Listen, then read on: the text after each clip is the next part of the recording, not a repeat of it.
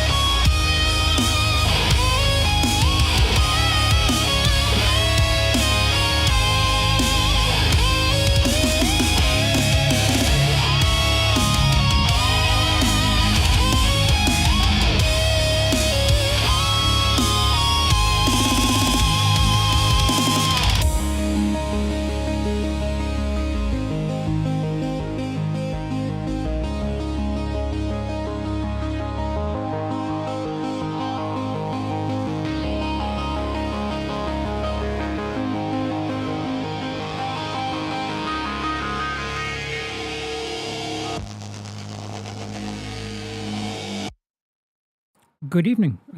Happy Saturday evening, everyone. Good evening, B's, G's, NB's, Peens, Vagines, and in-betweens. I come to you as always as Charles, otherwise known as Sipo. And we're going to discuss everything I've seen for the first time in the month of July. It is now August. I had to double check to make sure what day, what month, and what year we're in. So, yeah, we're going to go through the stuff, both new releases and films that I caught up with that were first-time watches for me.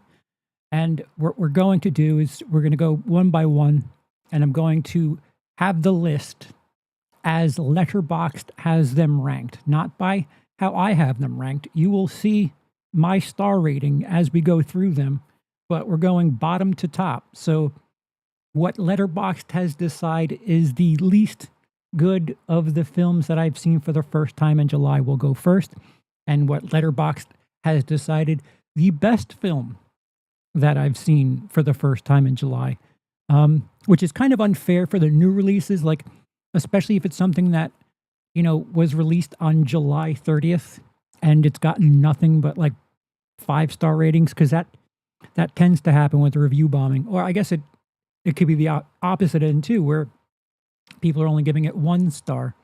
So the less time on the platform, the harder it is to aggregate. I don't think that's a word. I think I just mispronounced it. Sean, I sent a donation with a comment. Well, thank you. Let me get Dice. Adam. I predict I Know What You Did Last Summer is number 1. Number 1 in a bad way or number 1 in a good way? Number 1 like top of the worst, or number 1 as in the best? Because one is a lot closer than the other, believe it or not. All right, let me check this. Sean. Yep, just going to remind you, as Sean has ever so graciously done so, the crowdfunding for the medical bills is still very much a thing. I still very much appreciate it. In lieu of a super chat, if you were going to send a super chat, if you put it into the link and just put a message that would be otherwise disguised as a super chat, I'll treat it the same like I am right now. Sean says, considering you've watched Human Centipede's Serbian film Cannibal Holocaust, you have quite a tolerance for watching disturbing stuff. But what was the movie you watched you struggled to get through the most? You know, I wasn't like born with this tolerance, just so we're clear. I think it started with Salo, which is which is pretty gnarly to begin with. And over the course of time, that I don't know that I don't know what the affinity is online for people requesting and watching people react to these disturbing films, but there is a market for it. So the more that people wanted to like slow down next to the car crash, it was content that was performing well for me. So who am I to look a gift horse in the mouth? But the one I've struggled to get through the most, it probably, oddly enough, is still Irreversible. And I've watched it more than once. I've watched it forwards and backwards, the original cut and the straight cut. A lot of the stuff I'm able to, envision it as something that's fiction, that, actors got together and, a director said action, and then they started acting and doing all the crazy shit that we're so grossed out by. But then eventually someone says cut, and then they walk away and have a coffee and laugh and have a good time about it. But even with something like Irreversible, it's 10 minutes. It's just 10 minutes. Like, I don't know where either of the actors, like, where your headspace, like, what is your mental state to act something like that out for 10 minutes? And I think Emily found out that they did 4 takes of that, which is just 40 minutes worth of acting that out. That it's hard to get through. Like, the essay stuff is really hard for me to get through. And I would love to open a discussion about that.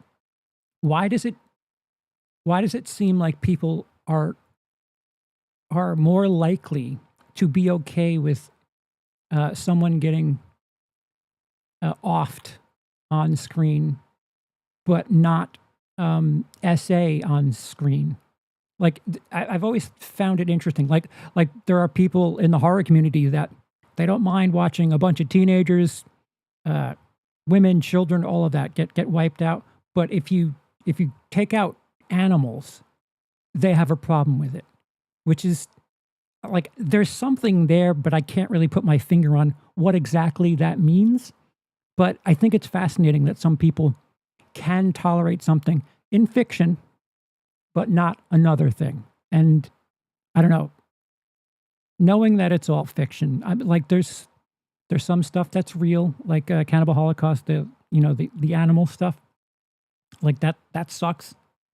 But the essay stuff, even knowing that they're actors, I don't like.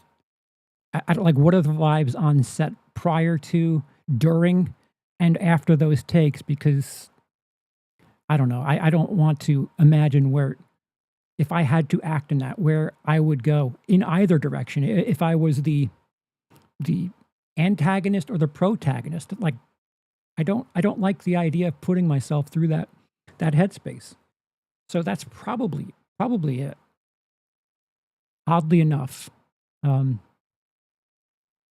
Ryan, how are you? Irreversible, I watched those 15 movies for that challenge. I found that I found one of the least hard to get through. You found Irreversible the least hard to get through. Yeah, see, like, everyone's different. It's fascinating. That's all I can say. Like, I have no better words than it's fascinating.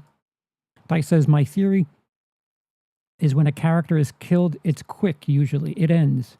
With SA, it's prolonged. Yeah, you could say that again for Irreversible, certainly.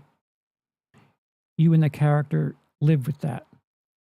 Also, kills can be funny intentionally or not. SA, not so much. Oddly enough, there have been SA scenes that have been done for comedic effect. A lot of people have a problem with The Boys and their comedic spin on flipping the expectations of a scene like that. Adam says, replaying Dead Space as much times as I have has kind of desensitized me to certain things. When the main aspect of one of my favorite game series is literal dismemberment, it takes a lot to upset me. Not the least, but when you watch a Serbian film, anything after that is light in comparison. Right. And I don't know, I'm more than 30 films deep into this project, and I don't know. I don't know if it's not like I'm desensitized where I just watch these things and yawn, but some things, like with this series more than anything, like if it's on a disturbing film list, I'm expecting SA. Like 7 times out of 10, I'm expecting, okay, SA. It's either SA or gore. And like really gnarly gore, not like not like Terrifier. Like, yeah, it seems like the disturbing stuff is more about, not challenging you with gore, but challenging you with, I don't know, social norms. And there's some that certainly do the job.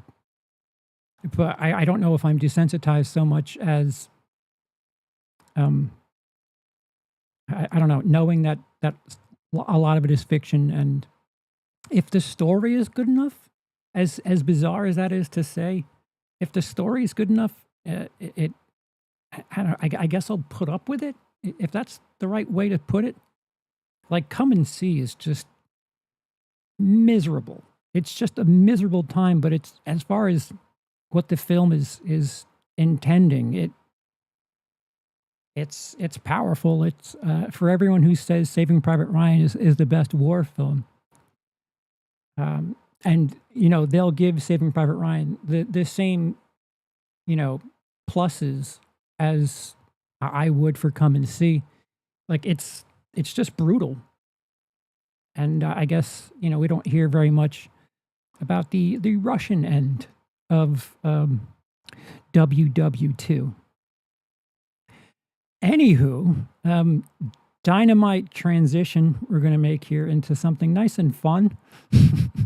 Actually, come to think of it, July was not that.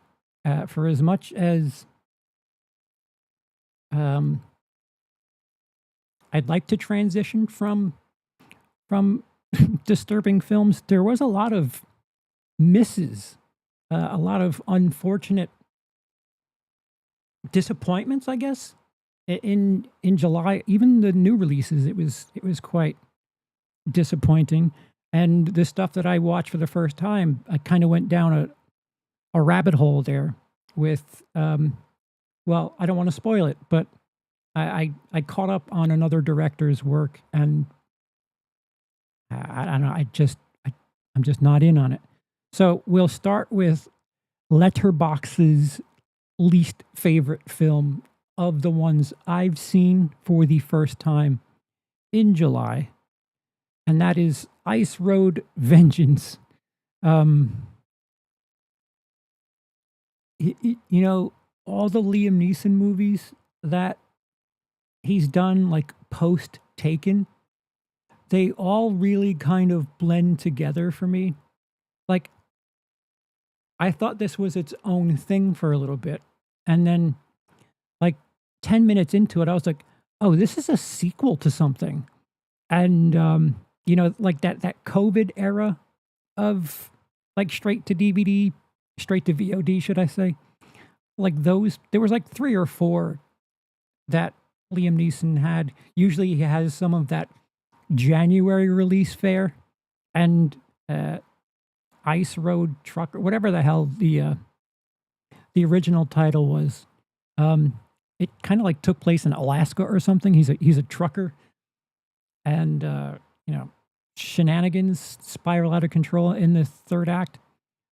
This one, not very many ice roads to be traversed in this film, and it's so wild because the first 20 minutes or so it literally looks like it's a fan film or a made for YouTube movie. I don't know why I put the emphasis like that. YouTube, me tube, us tube. Like the color grading, the cinematography is so weird, so shallow, so I don't know. It looked like a if you watch like a Jackass thing where like a camera's hidden, like it's just like not color graded right, and it's just funky looking. The opening 20 minutes or so is shot like that, and it very much looked like there was no money put into this movie, but apparently that was saved for the end of the movie, which still isn't doing much better. But can I click on my review? Open link in new tab.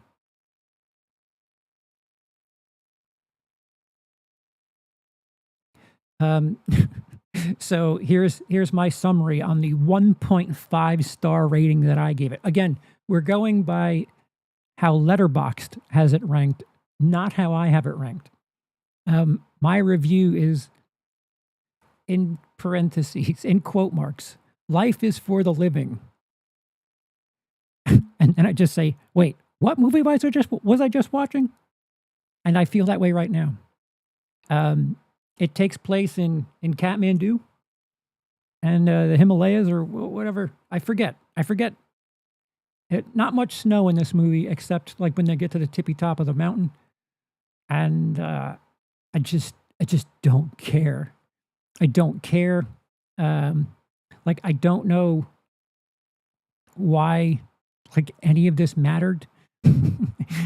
Granted, I literally forgot that this is a sequel, but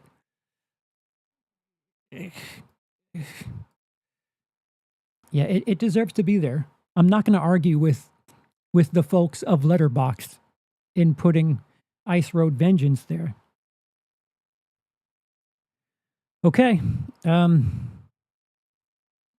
As if to fill in the joke, the next film, another film that I gave a 1.5 rating, I Know What You Did Last Summer.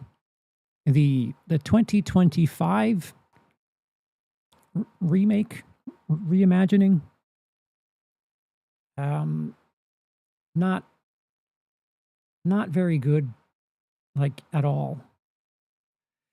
I've reviewed it quite a bit.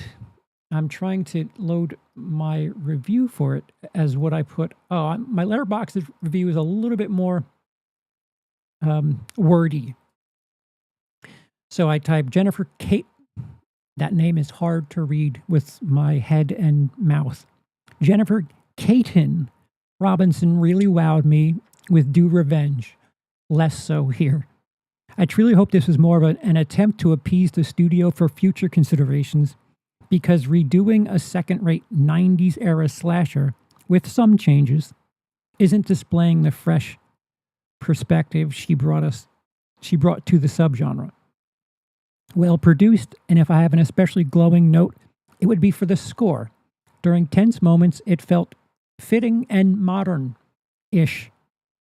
But as for the movie itself, I don't know what the value is of trying to exploit the best of both generations of the audience while just circumventing expectations. It doesn't even feel unique in the misdirections. It just doesn't make sense. Then the movie keeps going and misdirecting harder and less sensical, and has more false finishes than a wrestling main event. Due Revenge says a lot more to me. The original I Know What You Did Last Summer is there for the rest of us. And I put us in more parentheses. So, yeah, we've discussed this quite a bit. There's a review on there's an actual produced review on this channel for I Know What You Did Last Summer 2025. Cody and I discussed it with spoilers 3 weeks ago, recently. There's a full spoiler stream there. So we've talked about it quite a bit. There is this big, I don't know how to call it. There's I don't know, a reimagining of a certain character that fans of the franchise will know, and it really doesn't make sense, and it's kind of offensive. Like if you're a fan of a certain character through a couple of movies, this movie's like, yeah, no, things have gotten bad for this person, and it's like it's not good enough. Like, I'm sorry, I don't buy your reasoning behind how that came to be. Like I said, it's the Last Jedi for horror kids. And Aaron is a psychic because the next one on the list is Jurassic World Rebirth, which I gave a slightly better score to. I guess I appreciate it more than Letterboxd does. Although I do not have the Letterboxd ranking here. I just have my star score. So whatever that means. I think that I think part of me being okay with it is the two most recent Jurassic World movies were really kind of dreck. Fallen Kingdom and let's see, I forget the titles. They were kind of terrible. And Jurassic World Rebirth. So this is what I have to say for it. This is the second best Jurassic World film since 2015. The problem is the biannual nature in which we get these movies makes it all feel much less exciting. Oh, that and the fact the wonder of the gorgeous CGI feels less special because we just get so much in this world now. It isn't as bad as the last two, but the saturation of the franchise makes everything feel redundant. Yeah, these movies make bank, so we're gonna get another one. But yeah, I don't know. It's mindless, but at the same time, they just set up these moments where it's just like, oh yeah, okay. Of course, there would be a raft in Jurassic World near these crazy dinosaurs. Yeah, okay, sure. Just it's gotten to the absurdist. Like you have the Godzilla movies that are just silly nonsense.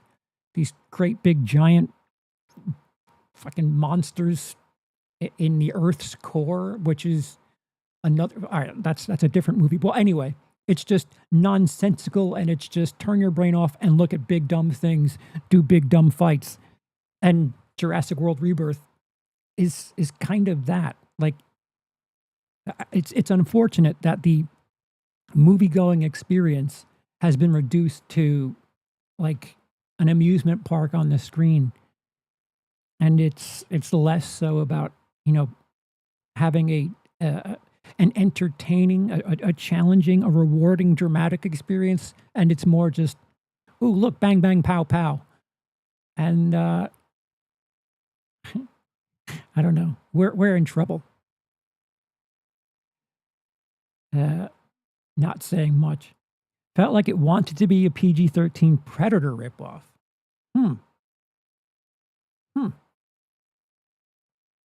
Yeah,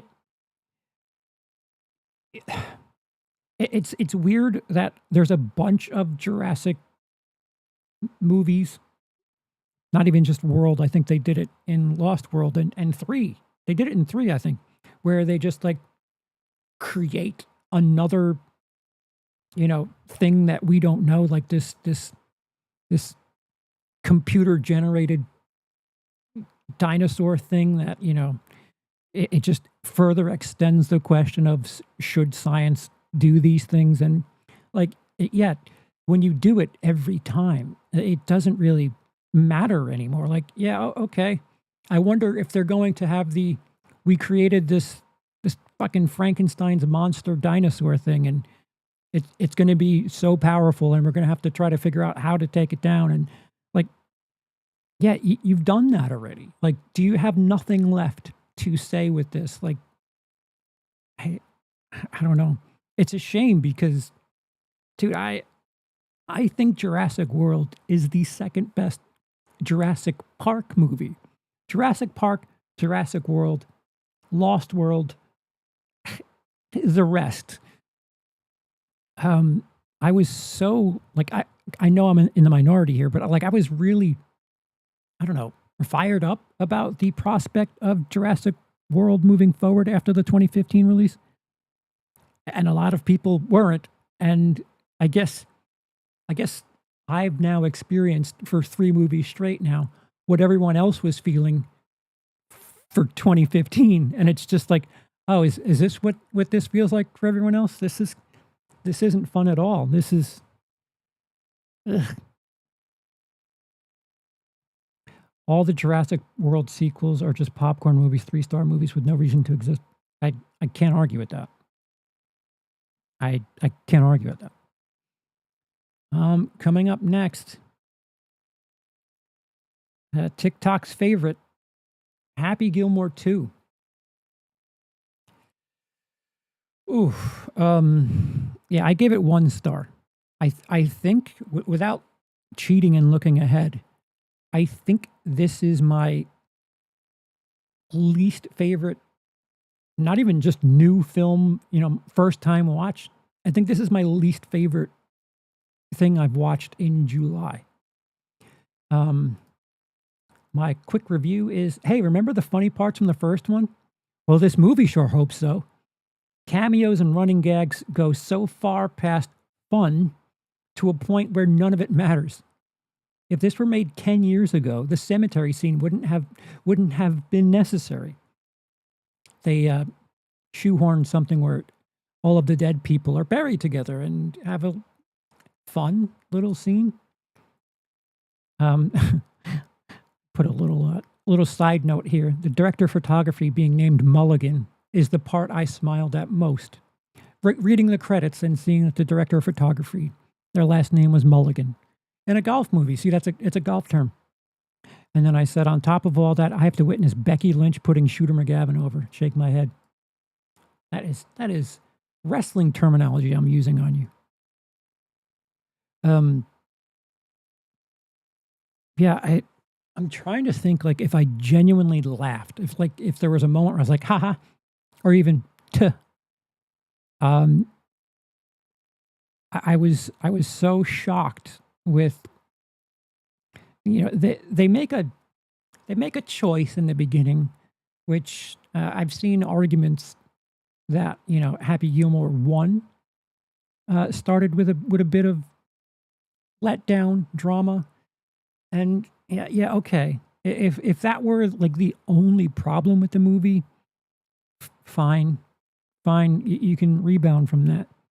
But it takes such a drastic turn from something that's quite emotional, quite dramatic, and then it just goes like another pivot into, well, alcoholism. Like it goes into like this hard emotion drama thing.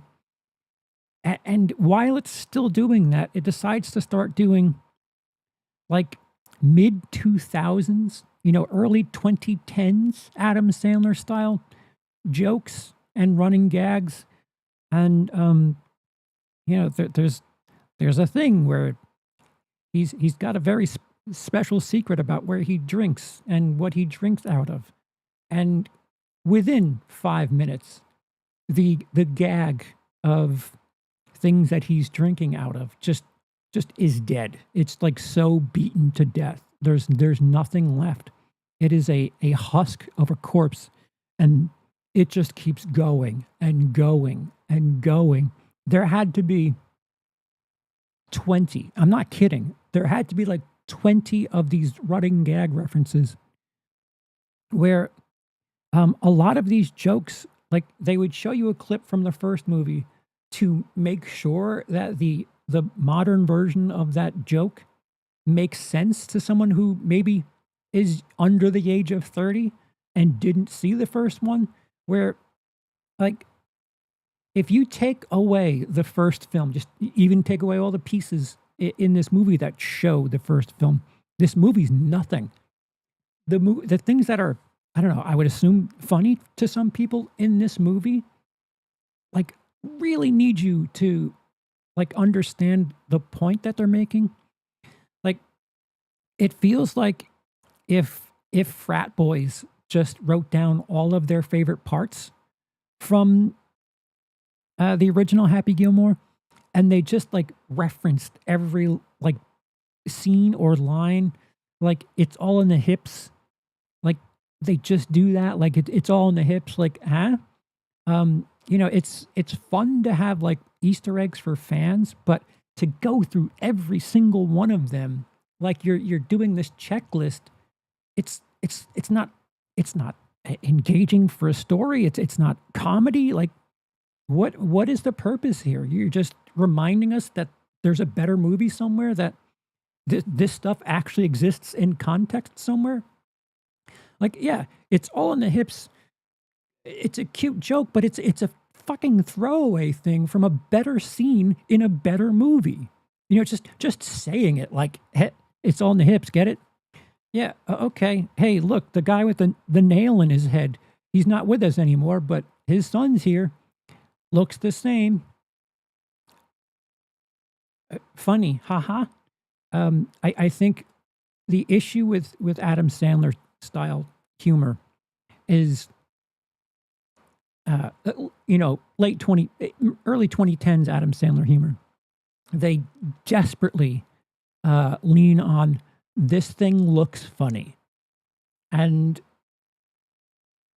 I don't know. There is, I don't know. I want to say there's no growth. If anything, there's like degradation. Like this movie feels like it.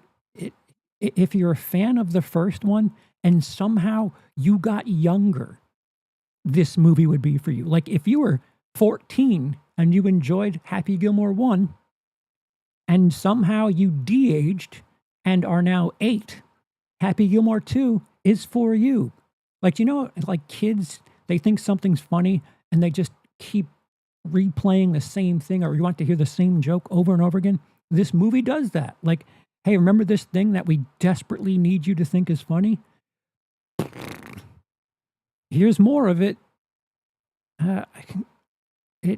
It doesn't work for me. Like the fact that like the TikTok crowd was like high on Happy Gilmore 2 is just wild.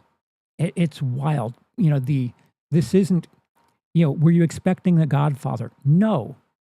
But what can I compare Happy Gilmore 2 to that would get you to understand that for comedy, this is still shit. It's not Ace Ventura Pet Detective. It's far worse. Like that, you know, it's not supposed to be an Oscar winner. Like, that's such a cop-out. Like, yeah, of course not. But what, does that mean we have to be stupid? Like, what the fuck? You know, stupid is one thing, goofy is one thing, but just like lazy and, you know, shortcutty, like why do we, or what, like as an audience, why do we deserve that? And I'm sorry, the first Happy Gilmore, for as stupid as it was smarter. You earned those laughs a bit. And I listen, if you enjoy it, that's great. But like, don't try to, I don't know. No matter what I say about people who are like, what did you expect? Of course, this wasn't The Godfather. Like, yeah, if you enjoy it, like that's great. But I can't imagine someone watching Happy Gilmore 1 or being a fan of Happy Gilmore 1. You need to be like if you plan on enjoying Happy Gilmore 2, like this movie uses parts of part 1 to make part 2 funny. I can't imagine someone comparing 1 to 2 and being like, "Oh, they nailed it. We earned this. We waited 30 years to have a movie with a bunch of running gags that get beaten to death, and then just references all of the funny shit from the first one without getting you to those jokes.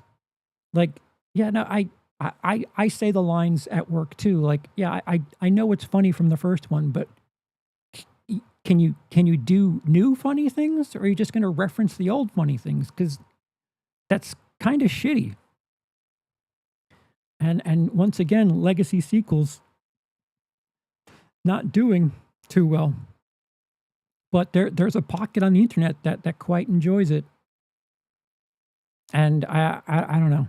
As someone who's witnessed my mother laugh very, very genuinely at Jack and Jill, I don't know. I can't understand like modern Adam Sandler fans. And at the same time, people say comedy's dead, and it's like, well, no. I can point to a bunch of people on TikTok that quite enjoy Happy Gilmore. So comedy's alive as far as they're concerned. That crowd cannot complain about there not being comedies. Yeah, I've got nothing. Louise, any here fresh off summer stuff? No. I didn't realize that was going on. Next. Oh, Pretty Thing. Wow. Happy Gilmore 2 is rated lower than Pretty Thing. Holy smokes. That's TikTok and Letterboxd are two totally different crowds. It is clear. This stars Alicia Silverstone. Yes, that very same Alicia Silverstone. And I say something of a run-of-the-mill stalker movie, except in darker scenes, it is lit by a flashlight with a dying battery. Other cinematography issues are the choices of wide-angle lenses when in scenes of feeling trapped. There's literally an agoraphobic character in this film, and the cinematography could have really helped put an exclamation point on that. And I finish this up with The Crush, this is not. Yeah, so Alicia Silverstone is in something of a mirror swapped The Crush, which she was in with Carrie Elways in 1993. She was the younger lusted character, and things got a little stalkery, and now she is on the other end. She's the older one of the two, and she cannot shake the lust her. Except it's just not good. The way I made a reference to people saying comedy is dead, like the steamy thriller is it's been on life support. It's in a coma. I don't know how the steamy thriller is doing, especially considering this is really a stalker movie. It's not doing too well for like the Cinemax type steamy thriller that, sex is the main conflict. Pretty Thing is not good, and it's unfortunate because I haven't seen Alicia Silverstone in something in a very long time. I mean, we're getting a new Freaky Friday movie for Pete's sake. They could do a new Clueless. God knows that's all the studios want to do is make these legacy sequels a full adult human being away from the first one. Yeah.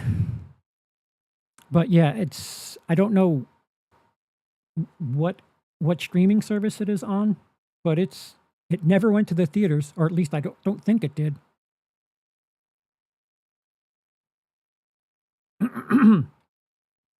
Next. Urban Legend, that is not right. Oh, so I guess this is counting when I logged movies. Urban Legend is not a first-time watch for me, nor is Zombieland Double Tap. Lilo and Stitch, 2.5 stars from me. This is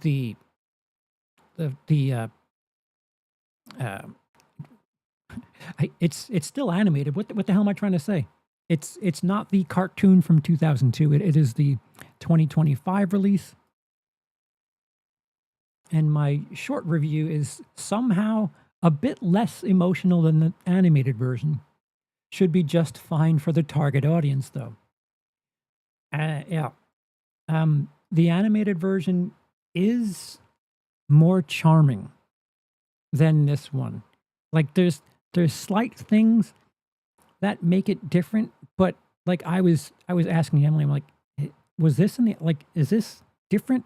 And she's like, yeah, this wasn't in the first one, but it's like it doesn't shift anything to be I don't know, enough to like notice or have it be a difference. Like there's way more charm in the animated version, and the meaning of ohana, like that hits harder in the animated version. They like smuggle the ohana thing in here with this one, but I don't know. They have a neighbor character that is I don't know, somehow now important.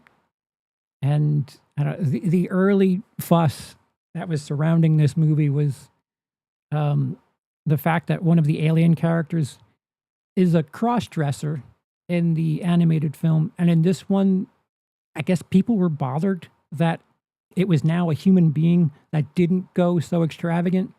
And I'm gonna side with Disney on this one. I don't think you can win one way or another. I think if you just port the same thing from the animated movie, there's a ton of people that would say, you know, cross-dressing isn't to be laughed at. And I can understand and I can see that happening. I don't think there's a way that they win with that element of it. So, granted, it's not a very many people. It was enough to get some play. It got suggested to me in my feed, so enough people were bothered to make content out of it. So there's that. Hey, Rudy. Rudy says we need true rated R films again, like Showgirls level. Showgirls, I think, was rated X, wasn't it? I still yet to see Showgirls. Oh, you're missing cinema. It is. I wish we could have R-rated, NC-17 rated, like smut that is also funny. Like I don't think it's intentionally. Actually, the more I think about it, I think they were intentionally trying to be funny, but yeah, I don't know. I don't know if we're ever going to get that again. Maybe, you know, like on streaming and stuff, but I don't think on the big screen. That's for sure. My fiance's a huge Disney nerd, and she thought it was decent enough. She wasn't a huge fan of the changes, but still thought it was decent. Yeah, and that's kind of where I'm at. Like, if you give me the option to watch two, I'm probably going to choose the original. I will say that Stitch looks fluffy and like something that I want to pet in this. Like the realism is good enough. There were moments where like the cuteness was there, but I think if I had to choose between the two, I'm choosing the original. Dice says, as someone who grew up with Lilo and Stitch, what the fuck do you mean Lilo was given up at the end of the film? Oh, spoiler. Yeah. Yeah.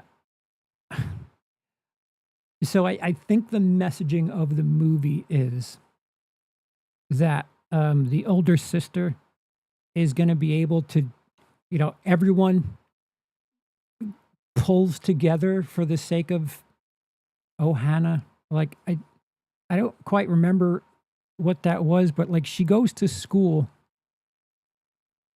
and there's like this split custody thing. I don't know.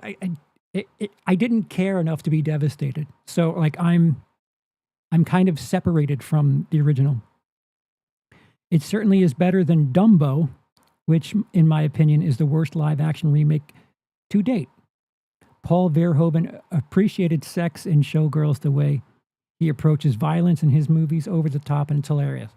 I completely agree, and I think that's the way to do sex in movies, because like if it's a fiction, if it's not porn, the idea of showing sex is just as absurd and just as over the top. Like, why are we showing violence? Why do we need to show this? Like, it's weird. Like, storytelling, drama is like the heart of it is conflict. And I guess violence is that, and sex is that, but we have it an awful lot. And it is quite funny, and it does need to be ridiculed. Lilo and Stitch, not seen the new one, not seen the old one since 2002. I wouldn't be in a rush if I were you. Dangerous Animals, which I gave 2 stars to. I'm kind of bummed out because the internet made me think that, like, holy shit, we have Jaws for the 21st century. And I kept seeing people like buzzing about this, and I waited a while to see it. And so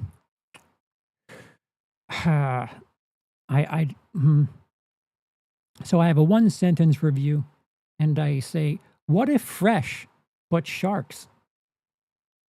You would need to have seen Fresh, which is another COVID era movie where a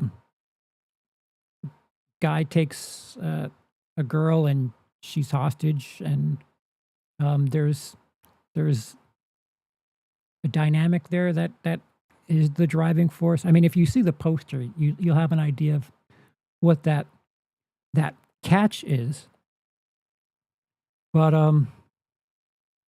yeah, my freaking back is killing me.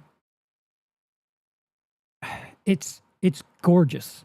It's wild that this movie looks as crisp as it does. I don't know. Some people might find that a bit of a detriment because it's really well lit. It's a glossy looking picture. The colors pop. When there's underwater footage of sharks and shit, it's incredible. It could be the best looking shark movie based strictly on the underwater footage. Having said all that, there's a lot of scenes where they're filming on a boat. And as much as I can't stand handheld, they're on a boat, but the camera does not move. The boat does not move. They are on the ocean, and the boat is just flat. There's no sort of moving whatsoever. In a film that takes place on a boat, and it's not Titanic, where the things, you wouldn't really notice much. It kind of takes me out where I'm like, wait, they're on the ocean. There's the water's doing things beneath the boat. And then inside the boat, there are these rooms, and they film things, and it looks like it's like a basement, and the boat isn't that big.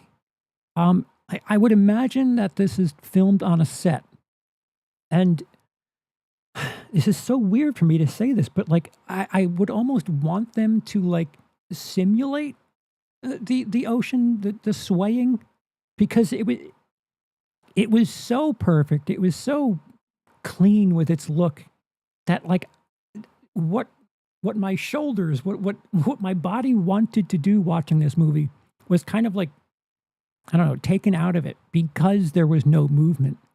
I don't know if that's just, decades of knowing what the water does and knowing what the water does in movies. I mean, shit, Captain Phillips, that was a great big freighter rig, and the boat, like the cinematography kind of had a bit of a sway to it. Again, I hate handheld. But for this movie, for a movie that takes place on a boat, it kind of makes sense. Like I would argue with myself if I could just do some Gemini shit and split myself off and argue with the part of me that's like I can't stand handheld, especially if it's going to be throughout the whole movie. I agree with that, but at the same time, if it takes place on the ocean, it should be somewhere, just somewhere. It's not devastating by any stretch. It's something of like a B movie. Again, it's like Fresh, if you've seen Fresh, but there's instead of the food choice, it's sharks. And this might be a case of the expectations were way too high for me. And thanks for nothing, internet. It's fine. As I've seen, it certainly has a bunch of fans, but I don't know if I would crown this, the best shark movie since Jaws. Like I would slow down with all that talk. Deep Blue Sea. I even kind of like Open Water. And again, I'm just going against myself because that's a found footage handheld movie. There are I could probably with Blake Lively, that was really good too. The Shallows, is that what it was? The Swallows, the Shimmer. The Blake Lively movie where she's like trapped. She's in like a I don't know, a kai. She can't get out because there's a shark swimming around. Man, I haven't seen that since it came out, but I enjoyed it. I certainly enjoyed that more than I enjoyed this. There are so many things that happen in the third act of Dangerous Animals where I'm just like, what? Why would this person do that? There's a bit of dialogue. There are, this isn't the third act. There are two women being held hostage, and they're tied up, and one of them has just lost her boyfriend. Was taken offed by the villain, and there's a moment where the other character makes a joke about like how we don't need men or whatever, and it was like played for a joke, and I don't know, I can't help but think they were like engaged and making a big fuss about, being in love. She just lost that guy, and now we're just going to make a joke like, don't need him. It was weird. Louise says, I watched Ballerina the other night. Apart from the action, it wasn't a good movie. The story sucked and heavily relied on Keanu. Yeah. I'm all set with John Wick and that universe. And we can get to that later if there's time and if you want, because I'm kind of getting worn out for a property that hasn't done anything really yet. And I don't know. I think the sub community in the horror universe is they're gonna kick me out because I'm at the point where I'm like I'm not excited. Like this isn't good. But yeah, John Wick is very similar.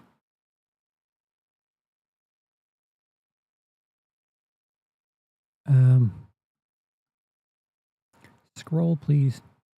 Oh, Eden, which I gave 2.5 stars, and I clicked. So my quick review, Ana de Armas is something of a typecast in these movies, where she's in the middle of a love triangle, if not an outright threesome. Yes, yet another movie where Ana de Armas is in the middle of a threesome / love triangle. Knock knock. Blonde. Now this, I think there's another one that I'm missing. Oh, with Ben Affleck. Dark Water. Dark Water? Well, anyway, Ana de Armas typecast a bit. This movie's directed by Ron Howard.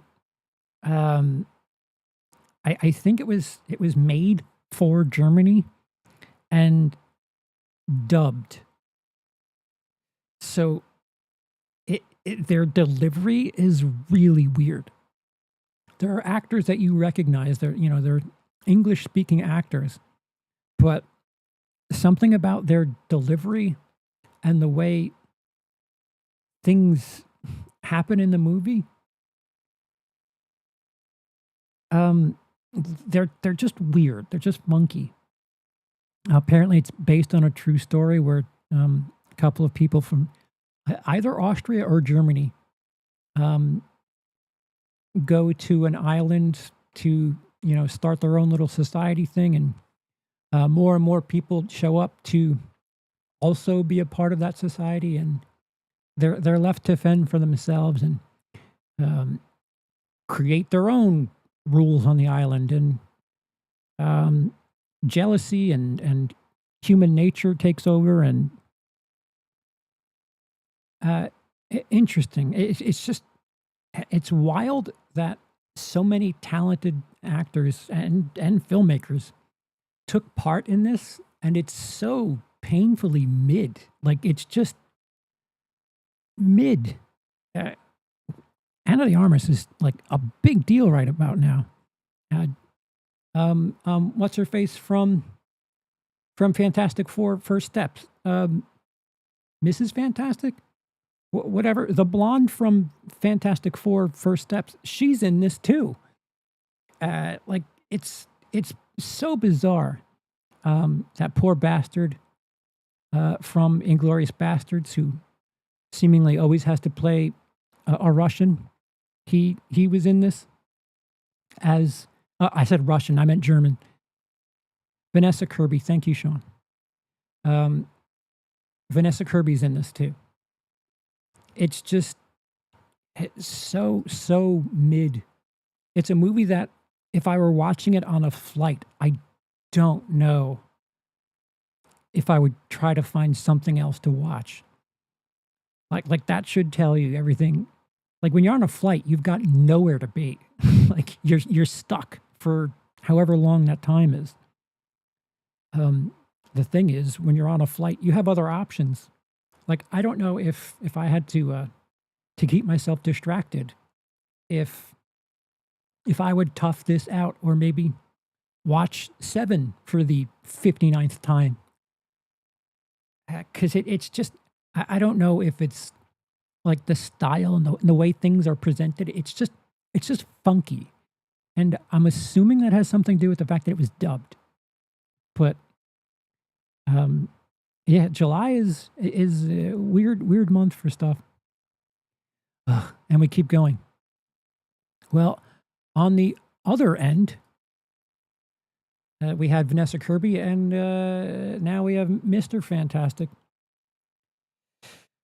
Pedro Pascal, Chris Evans, and Dakota Johnson are in this. And my 2.5-star review is, if you were to tell me that some soulless studio wanted a gender swap and remake Hitch, I wouldn't find this too far off. It's a bit more serious in tone, and the writing has a bit more bite. But Hitch had charm to it, and it felt alive. I would have hoped for each to share in their strengths, but there isn't anything visually or charismatically appealing about Materialists in comparison to Hitch. Very similar, I don't know, skeleton. A matchmaker in New York City. Themselves get tangled up in a love thing, and this is a bit of a sort of a triangle. Dakota Johnson is, a matchmaker. She sets up dates for super rich people, but her ex is a guy who's bumbling and can't can't rub two dimes together. Chris Evans, I don't know if I believe him as that anymore. You know, Captain America, Chris Evans, I can't buy him as someone who's struggling to pay bills. And Pedro Pascal is perfect. Super rich guy who's charming, doesn't need to say anything to draw attention. But Dakota Johnson can't figure out which one she wants to be with, because she'd be very comfortable with one, but her ex, there's something to it. You know, if I had the chance to, I would always choose to ride in a 25-year-old Toyota Camry rather than live comfortably. It's soulless. There's no other way to put it. It's from the writer-director who did Past Lives, so kind of similar in that matter, but I don't know.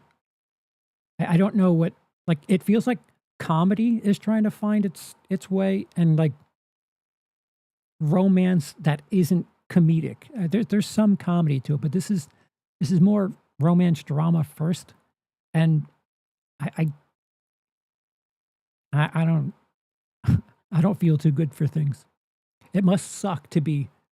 I think the other problem is when I saw Hitch, I was single, and like I kind of, I don't know, related to some of the things that happened in that movie. Maybe if I were single, this movie would hit harder, because it's like, you know, there are moments where they go through the struggles of trying to date and being super rich and trying to date. So these are all things that I can relate to so heavily. Being rich and trying to date. So this movie like just doesn't hit anything on my radar, doesn't speak to me, but I don't know.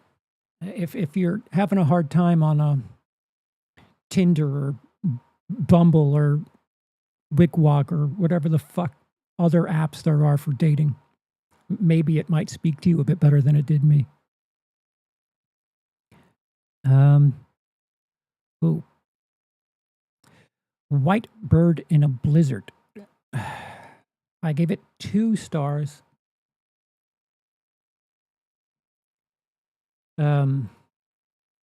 Wait, I need to. Yeah, this is directed by Greg Araki, who is the director of another film. I went on a bit of a Greg Araki thing in July, and this was part of that journey. So there's a reason why this is like coming out of nowhere. This is like a 11-year-old movie at this point. I said, I'm sorry. Ironically, if the first thing we're talking about in a glowing fashion is the soundtrack, that's an issue. And I say that because there's a ton of people who are saying, oh my God, the second the first song played, I knew it was going to be great. And I can't relate to that. Like, if there's no action on the screen and the song is the thing I notice, it doesn't really fit in a narrative. Like, hey, if you really like the song, go listen to it. It's kind of frustrating because there are so many Scorsese movies where his soundtracks, they are seamed together with the movie in a way that I couldn't imagine those sequences taking place with a different song. And so many times in Scorsese movies, a track is played that, like, I get turned on to the track because of what it is in the movie. I've been introduced to a ton of things. It seems like in Scorsese's, Tarantino, it happens quite a bit too. I get introduced to these songs from these movies, and like that's where, like, I now am drawn to this song after the fact. Not, this is a song I love, and oh yeah, by the way, there's a movie playing. The other way around, it works. The last time the last time there was a song that I just had no understanding of its existence prior to the movie. Wolf of Wall Street. There's a song called Meth Lab Zozo Sticker, I think. It's just this drum beat thing during a colorful scene, and it worked so well to me that I after watching it a second or a third time, I was like, let me see what the rest of this song sounds like, and it doesn't work the other way around for me. I'm definitely something of a movie snob at this point, because if what you're talking about is only the soundtrack, if what you're talking about is great song choice before a frame of footage is up, I kind of get frustrated. Especially considering that they were very glowing reviews. 5 stars, great soundtrack. You could just listen to the songs. You don't have to waste 90 minutes. Anyway, because you can just listen to those tracks, right? So yeah, great music. But the movie is so volatile in its confusing tone and dialogue. Actors in this movie feel like they are in separate movies. I've done something of a binge on the Iraqi films, and I have enough of a sample size to know that I wish the visuals in his film matched the explosive subject matter of said films. They don't.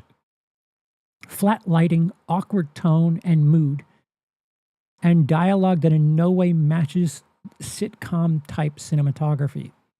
His dialogue is, it bites a bit. You have teenager characters that speak like teenagers do, like 16, 17-year-old kids. They say fuck a lot, like they'll curse, they'll talk like adults, but there are a lot of movies where they don't. I think Iraqi has an understanding and a respect for teenage kids the way John Hughes did in the 80s.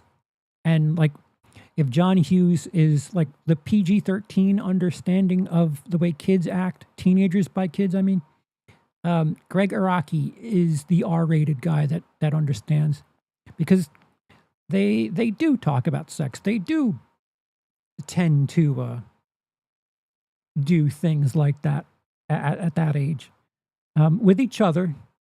Don't get ahead of yourself. So, I can have appreciation for that. I think Iraqi pays respect to teens. Oh, I should have just waited. I think Iraqi pays respect to teens as having adult problems, but sometimes it just feels like dress up with an imposter syndrome. That is the case here for me. Lastly, I too would constantly hang out in my basement if it had 20-foot ceilings. Another movie that I would hope was filmed on a set. There are moments where, like, the movie feels like it's trying to be something that's like funny, but like in an ironic way, and then there are times where it feels like it's like wanting to laugh at itself, but there is serious subject matter. It's so weird. Shailene Woodley in this, I was kind of taken aback. I don't. In 2014, was she even 18 yet? Because there was a scene that I felt really weird, because saw an awful lot of her that I didn't really expect to. Yeah, this is before Divergent and those movies. Wasn't she like 18 when those movies came out? Anyway, adult subject matter, a little unserious at times, and I think for as much as people respect and enjoy Greg Araki's work, I think my favorite of his is Smiley Face, which, if you were to ask me, that's not saying much at all. And the other movie we'll get to, I guess, because I watched another one this month. or last month, should I say now. But Whitebird in a Blizzard, if you like Greg Araki, this is probably up your alley because his stuff tonally does seem to be a bit loose, and this is pretty loose. Oh, brother. The Surfer, a 2.5 star rating. And what I put was an accurate portrayal of how immigrants are treated seemingly everywhere, but with a ridiculous amount of saturation. Yeah, the movie's like wildly oversaturated. And I don't know. It feels like Nicolas Cage. There's two movies that everyone's crazy about him in like indie films, and then there's the one where it's just like, oh, right, he does make some clunkers, and this is the clunker for me.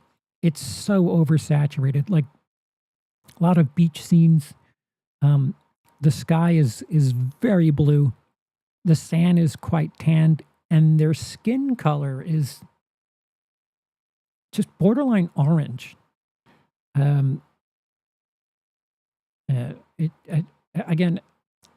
It's not so obvious there about immigrants. If you don't pick up on that, it's not like it's just outright in the dialogue. But Nicolas Cage's character is trying to surf at a beach that is only open to locals, and yeah. Sean asks, do you like any movie on the list?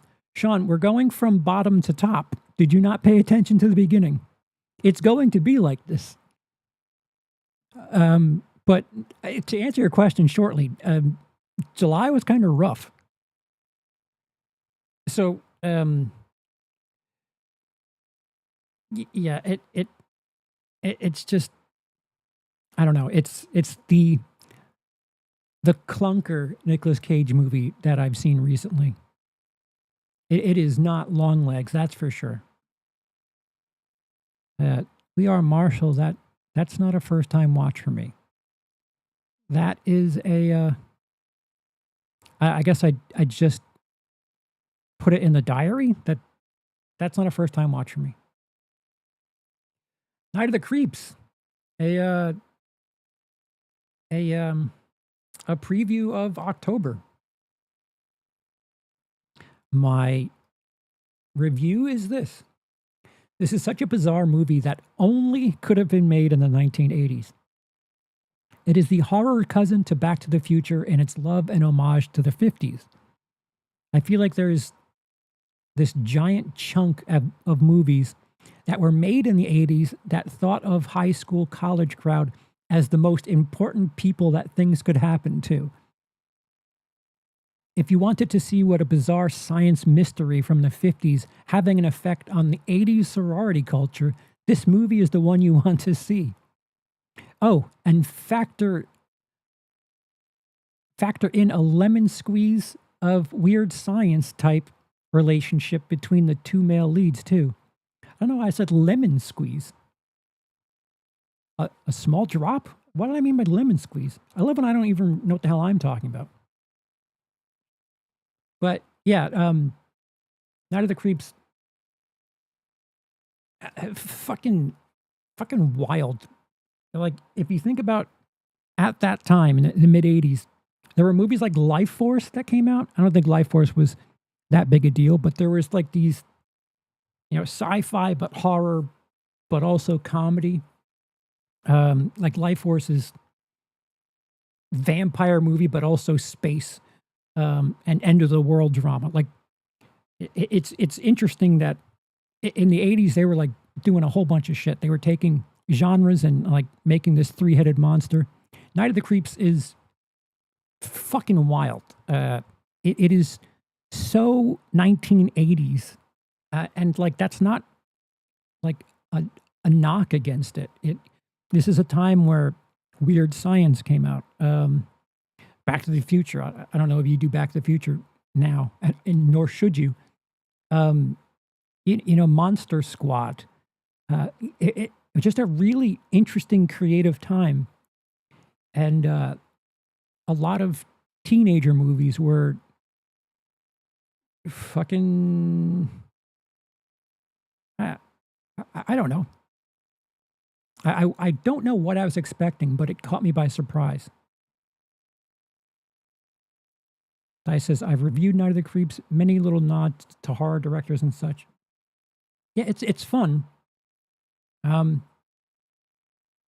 don't think this is a movie that you could make 10 years ago or 10 years before when it was made. It's this very mid-'80s thing. Like, it has to exist in that time because it seems like it's the only period where it could work.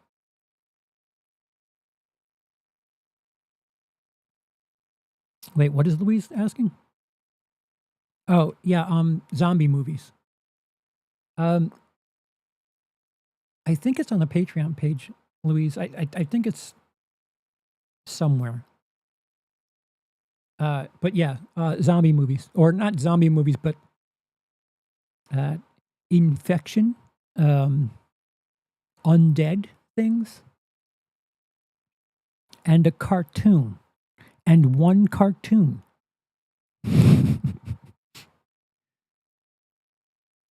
Name any movie you could make now from the 80s.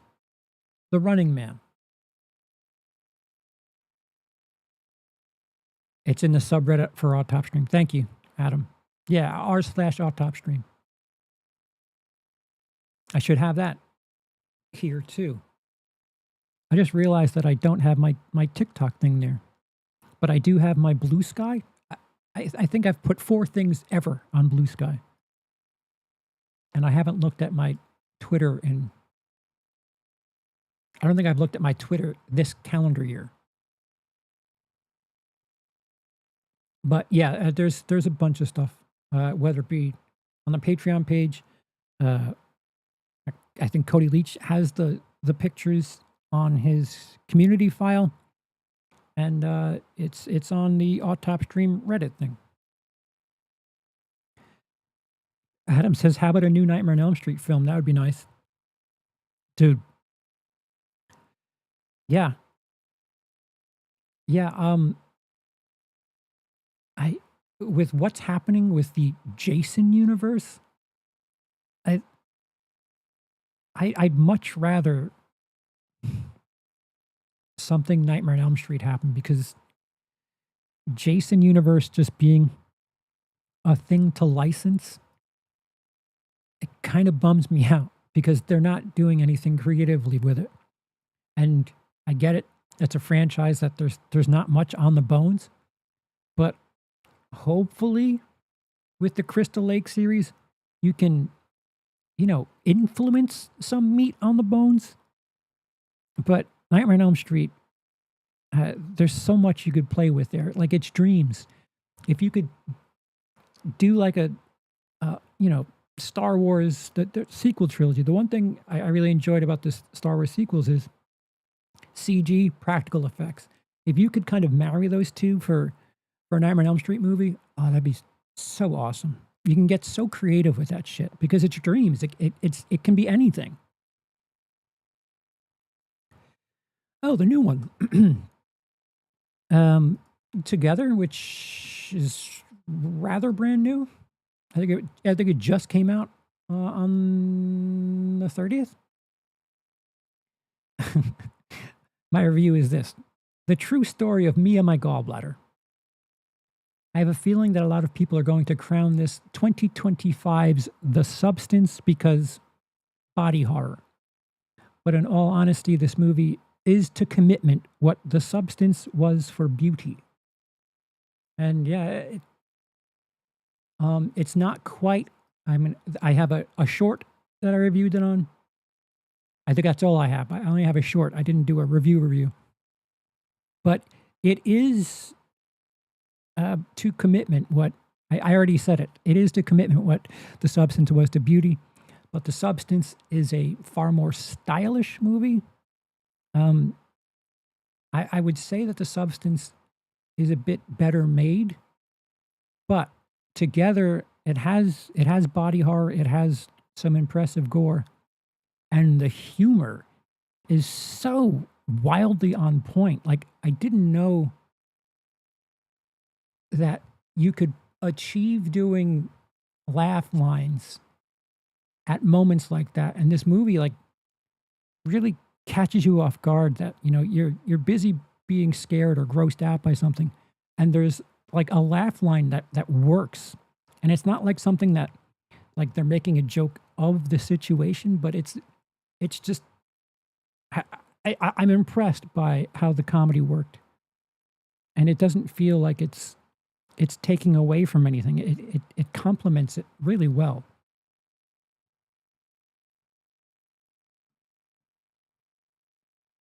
I honestly can't fathom what is taking them so long. Is it just strictly a licensing thing between New Line and the Craven estate? Feels like what Friday the 13th went through in the courts, but not public.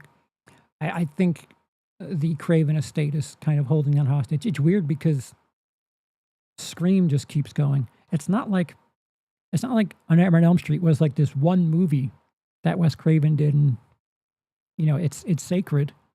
There's a bunch of Nightmare on Elm Street movies. There was a bunch of sequels. Wes Craven wasn't a part of all of them, so I don't know. It'd be a shame if it, like Back to the Future, like Zemeckis has said, they're not making that movie while I'm alive. That's something sacred to him, clearly. I don't know if Wes Craven ever made it clear that the Nightmare on Elm Street franchise was sacred to him, that they couldn't tarnish it, because they did a remake in 2010.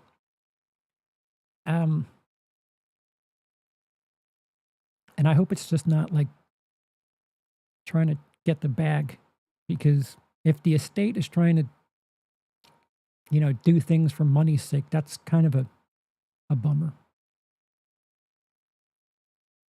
Oh, I don't know why.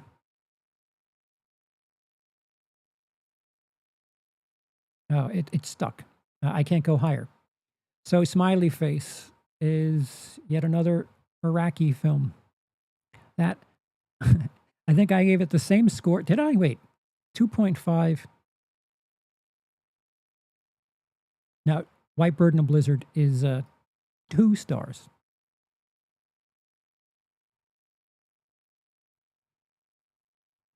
Smiley Face 2.5.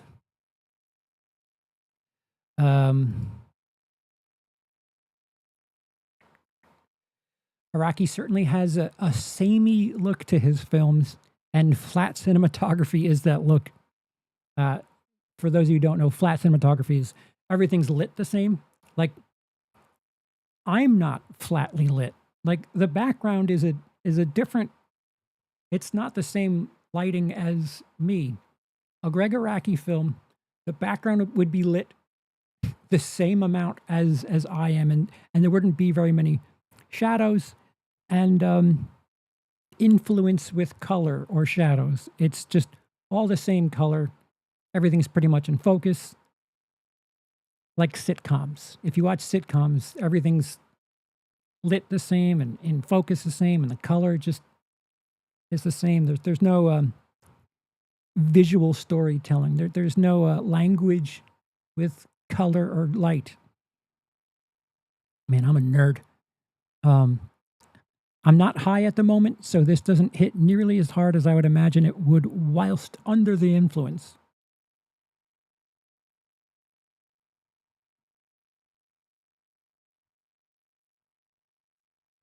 Yeah, so this kind of counts because I had only seen some of it however many years ago, and I think I was under the influence when I first saw it. So I didn't remember much about it. I think it's awesome that Anna Faris, she's a very good comedic actress. I think it's awesome that we have like this, I don't know, this change of pace. Like, it's a woman who's a stoner, and I can't name you just a movie, not even like another one where there's a chick stoner as the lead. Like, I can't think of any stoner movies where there's a woman who's like,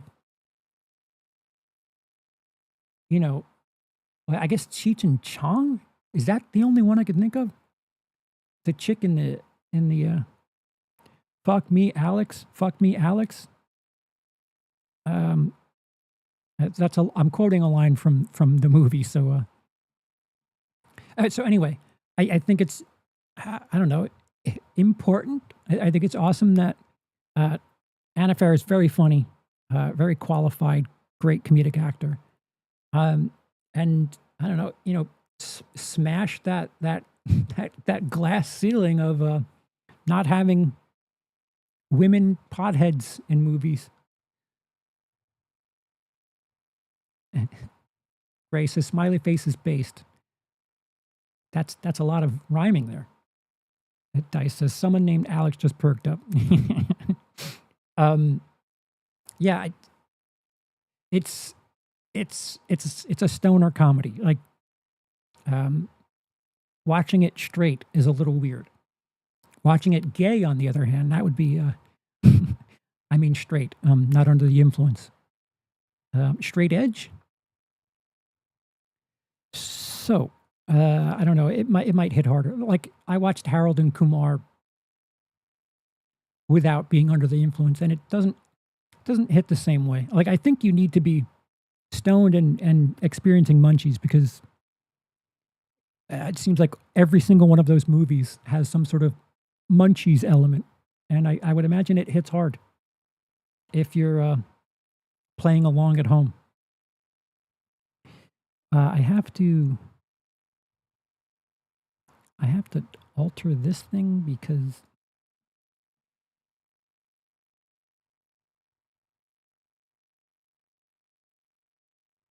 oh.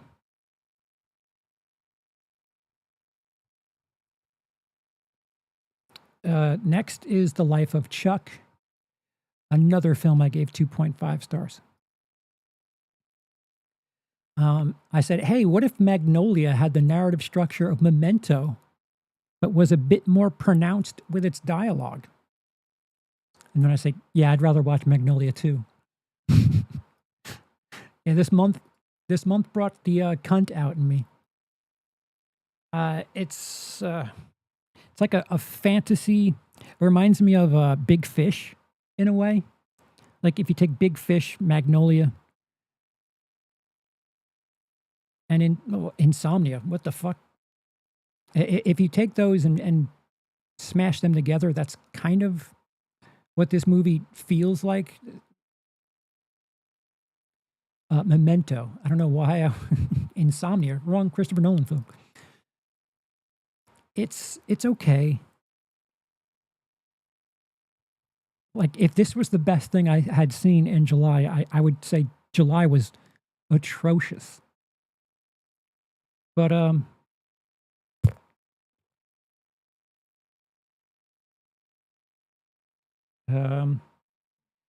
Sean has sent a comment. Sean asks, is the woke culture the only reason why comedy is struggling these days? No.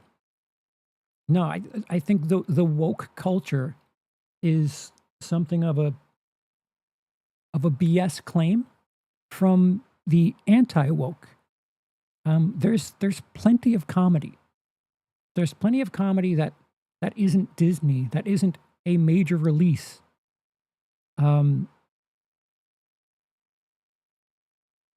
No, Dinner in America is hysterical. Like, see, the other thing is, like, what is woke? If it's not a white guy, does that make it woke? Because the Jennifer Lawrence movie from last year, it's not fantastic, but it's a step in that direction. Naked Gun, even, I wouldn't call that woke.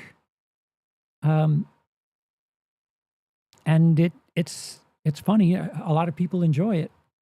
I think the the woke is the reason comedy is dead, I think that's bullshit. I think studios don't know what the fuck to do with comedy. And it's kind of encouraging that Naked Gun does exist, if only for the reason to get other studios, I don't know, encouraged to make big budget stuff.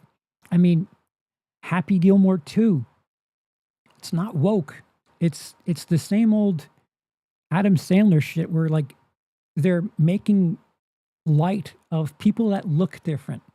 And that type of humor isn't very 2025. However you feel about that, it's not like, at the very least, Happy Gilmore 2 isn't trying to be woke for the modern crowd. There might be a joke or two or a point of reference that they maybe matured a bit and took a different angle with it. But I don't think, I wouldn't blame comedy on woke. I would blame comedy on this society being all over the place. And studios don't like taking risks. And like, name a comedy franchise. The Hangover was the last time, and that kind of run aground by the third one. If there were more movies like The Hangover, I mean, they keep trying to, like, Dumb and Dumber 2, Zoolander 2, Happy Gilmore 2. There are these like legacy sequels that they're not hitting, but it's not because of the comedy. It's because it's not good. Woke is not a sole reason for comedy decline. I would agree, but it's a factor. No. It's an excuse. From, outrage, anti-woke creators. It's an excuse. Because there's no comedy, because there's not things that they enjoyed from 20 years ago, they're going to blame it on woke. But that's not true. Dinner in America is a movie that is not woke at all. It's extremely funny.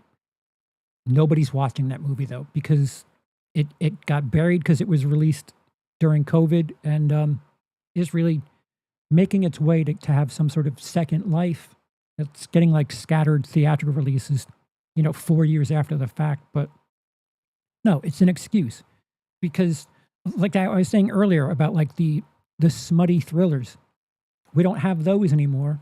And if I was an outrage reactionary, I'd be like, they're not making Basic Instinct Part 3 because woke. And that's not the case. It's mid-budget studios aren't putting that money in something that they have no way to figure out if they're going to make their money back.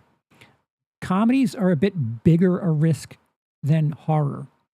And while 10 years ago I would have said that, horror is, coming back, it is back right now. Studios love dumping $5 million into a horror because they're pretty well in line to make $5 million. So horror is a hell of a lot less a gamble for mid-budget studios.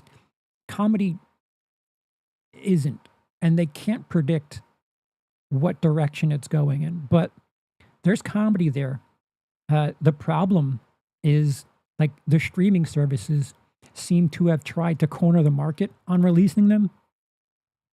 I'm glad that Naked Gun was released and in theaters because I've seen a lot of people say that it's nice to watch a comedy with an audience. Apparently, like, it's contagious, where something that you don't think is very funny, but it's contagious. Other people are laughing and like, you find it funny. Theatrical comedies are down. No Hard Feelings with Jennifer Lawrence. That was a good comedy. And that was only a year ago. Grace says, I got yelled at for being too disrupting. Maybe that lady was too woke for comedy. Let me tell you, the Kyle Gallner fandom is keeping the movie alive. Well, I appreciate the Kyle Gallner fandom, and I'm a card carrying member for whatever that's worth. Oh no, we're getting close. So, Life of Chuck, um, it's fine. There are better versions of this type of movie. I would point you to Big Fish. Not exactly the same, but similar. I would throw a little Truman Show element into the movies that I've compared this to too. Tutu.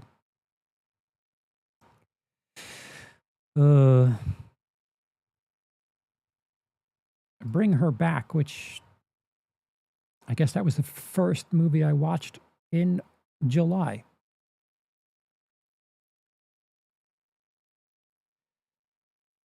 What did I have to say on? Oh, I have something of a shortcut on Letterboxd, and it's, hey, what if Hereditary but a foster family and Australian? uh, it's fine. The Philippou brothers, they have a certain style, and while it's good, just not my cup of tea. I mean, it's fine. I just it's not my bag. I can understand why people like it. And the one before this, another 3-word title. You know, people were going crazy about that. Talk to Me. It didn't really hit me the same way.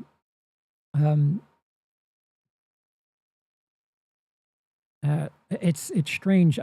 There are times where I hate being aware of how the horror community is acting around things, and this movie is kind of that. I don't know how I'd feel about this if I didn't have that hemisphere, that comedy, the horror community. You know, like, it seems like the horror community every 2 weeks or so talks about a new release like it's the movie of the year. And it's happened a lot this year, and a lot of times I end up watching the movie and I'm like, is this the best we've got this year? Because I don't know. 2 movies that I saw in July, there was a lot of this, oh my God, the best thing since blank, the thing of the year. Dangerous Animals, the best shark movie since Jaws. Slow the fuck down with that talk. Bring Her Back, the horror movie of 2025. Slow the fuck down with that talk. I don't like, does Sinners not count as a horror is my first question, because like it's not fucking close if it does. But those are just my opinions. Yeah, it's just not my deal. I'm gonna hear it for this one though. Ruh-roh. Scooby-Doo on Zombie Island. I gave it a 2.5. You could watch my 1.5-minute short reaction. I'm too old. I missed the boat. I was an old kid when this came out, so I was too cool to watch this when it first came out. And I don't have kids now. Granted, I haven't seen any other Scooby-Doo animated movies.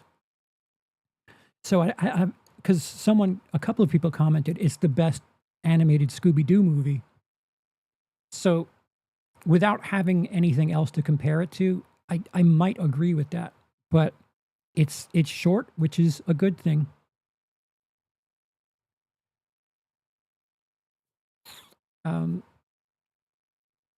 I don't know. I might appreciate it more if I compared it to other things. But I found it weird that the zombie element doesn't happen until like 40 minutes into the movie. I don't, again, I have this blind spot with this movie or anything like from that time, the late 90s, early 2000s. Like I think the last kids movie that I watched in the 90s was Toy Story 2. And even then I was like an old kid, too old to, admit that I saw it to friends. So I don't know. I think maybe if I watched this with kids and they saw it for the first time, and I can get some sort of contagious reaction to, oh, okay, that's fun or that's scary. It just, I'm watching it as this haggard adult that doesn't know how to appreciate that movie. And trust me, if I don't put it in my top half, I have a very clear understanding that in the debrief, I'm going to hear it. So I don't know what to do. Dice says life. Wait. He puts the life scoring cartoon at 2.5. What is life scoring about it? Because there's like the cat people thing, which spoiler. And then there's like the pirate zombie thing, and I will say it's quite serious with some of the subject matter.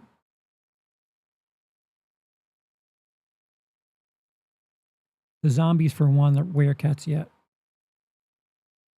Yeah, I guess again I think I said it in my short.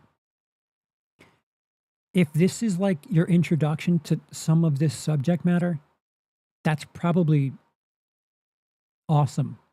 But because I have 2 decades worth of movies that have done the subject matter prior to watching the cartoon version, it I don't know. Again, maybe if I don't know what type of situation I'd be in where I'm watching other Scooby-Doo animated movies, but I guess as a point of reference, it might put it into focus for me a little bit more. Nostalgia Critics The Wall versus OK Computer? What? I don't understand that. This was the first time that the monsters in Scooby-Doo were real? Oh, right, because it's always someone wearing a mask. Oh, okay. All right, that's interesting. Yeah, if you're expecting Old Man Winters from the amusement park to be the person in the mask, that's something of a departure. Okay. Yeah, I don't have like, I never really, I think I watched one of their, the real life action Sarah Michelle Gellar in them. So I don't have a connection with Scooby-Doo. Watch my review, you shit. Okay. All right. No need to bring the language into it.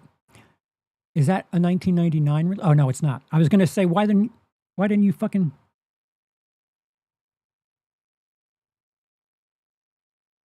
Wait, was it 98, 99? Ah, whatever. The film is great. Listen, like, I at least I know to prepare for it for 2 months, but I'm not going to lie to make everyone feel better. Master of Puppets versus Neo Theater? I don't understand these references.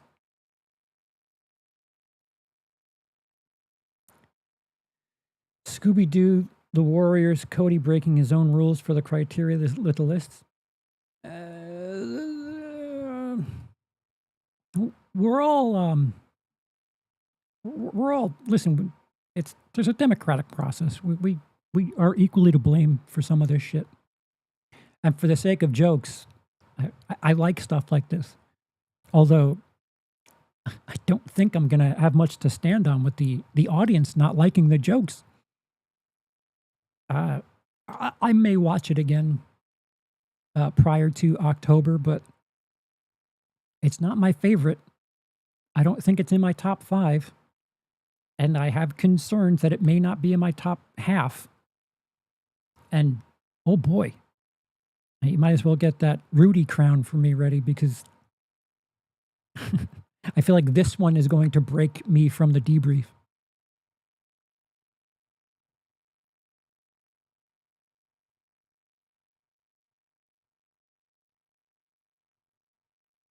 Superman.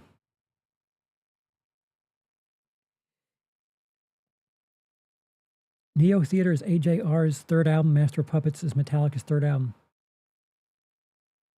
So they're all thirds?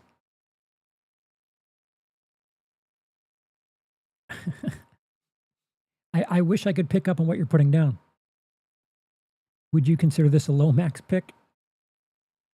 What? The fact that I have Scooby Doo at a 2.5, or because during the debrief, I'm pretty much, unless I have it in the top half, I'm assuring myself we're calling it the Rudy Prize now, because Rudy has won it more than Brian has. And the weird thing is, well, Rudy's only been a part of 4, maybe 5 31 out 31s, and he's won 3 of them. What one?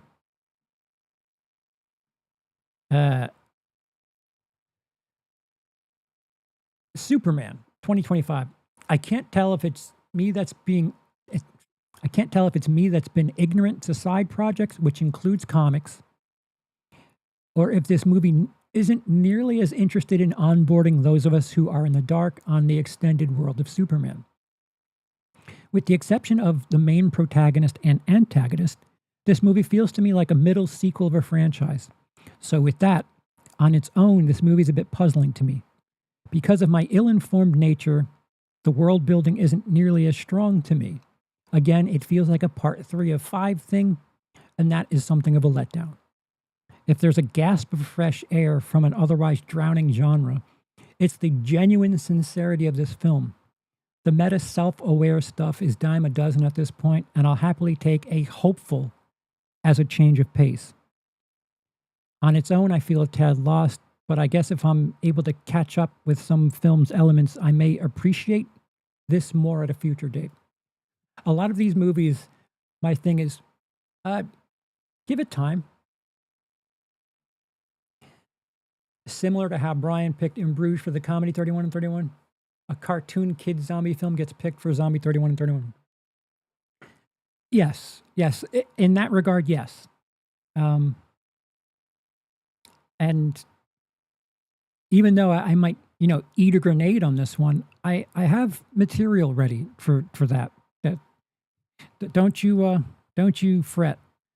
I am, if I'm going down, I'm taking the ship with me.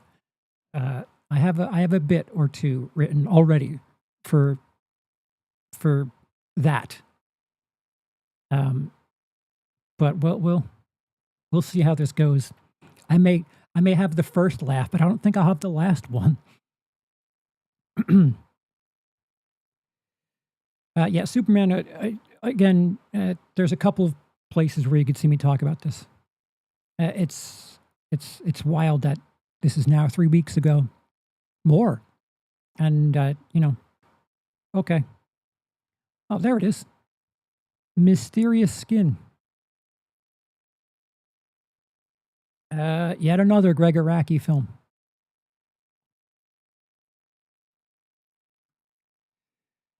Oh wow, my longest written review. This movie absolutely punches you in the teeth with its opening shot. The innocence of the other way to interpret that shot is all in the selection of where to have the camera. Indeed, a mere 3 inches lower of a focus changes the tone entirely. But it turns out that opening shot absolutely gets you ready for the journey ahead. It isn't very subtle, and nor is the movie for that matter. I think I still have the point of reference for you. Or do I? I do. This is the opening shot in question.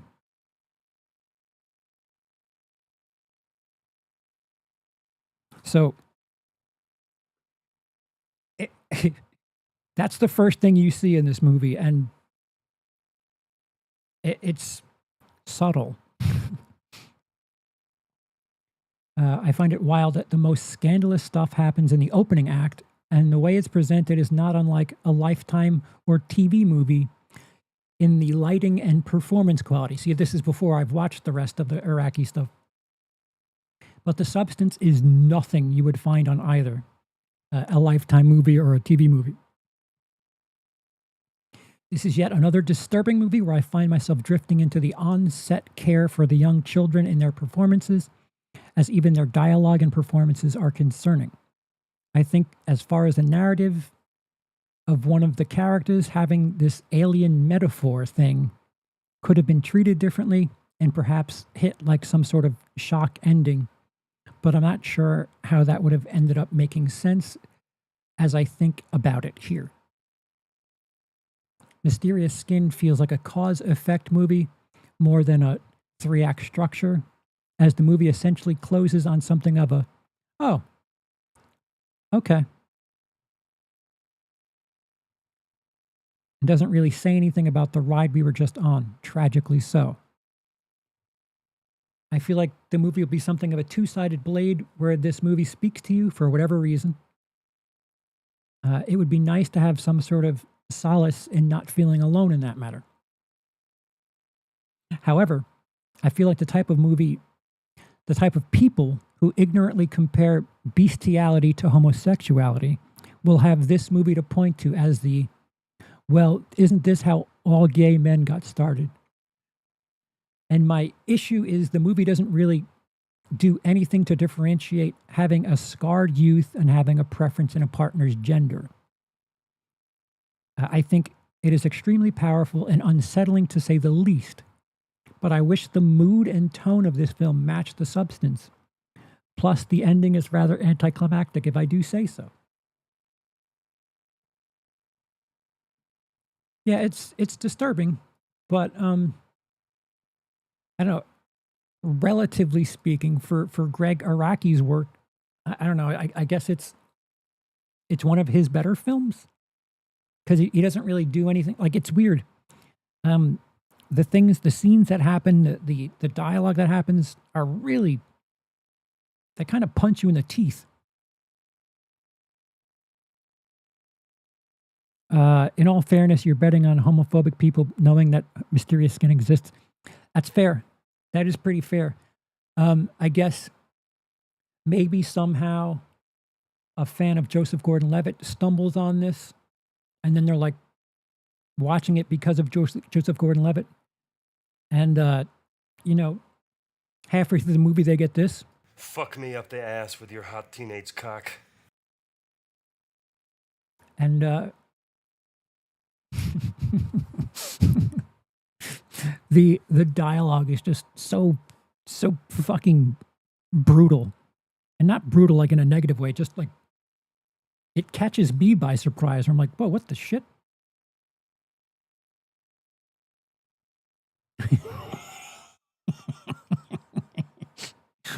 I think the combination of the words is just, did you have to say hot teenage? Like, those 3 words in succession just kills me for some reason. Like, you can take any one of those, I guess you need cock in there, but you could take one of those words out and it still has the same bite. At least I think it does. I don't know.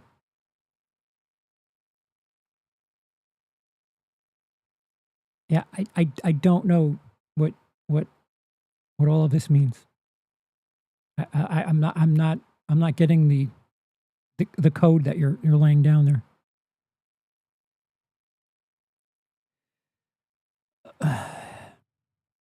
And I think that's it, right? The celebration. I have a 4-star or 3.5 star. Nothing north of 4 stars though, Sean. For me, the first time watches in July were a little stank.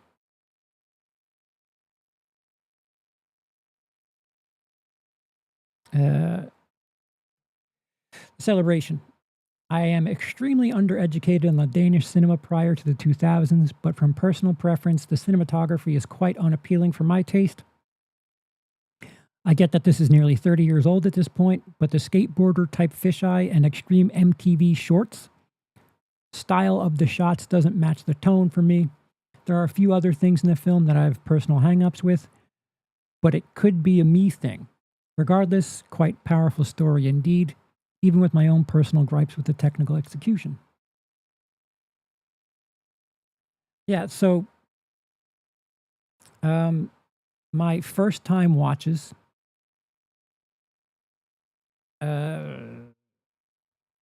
nothing really screamed at me that either was released. I guess it didn't have to be released in July. My first time watches in July, kind of, I don't know, not great. There's like 15, 20 movies there, and none of them are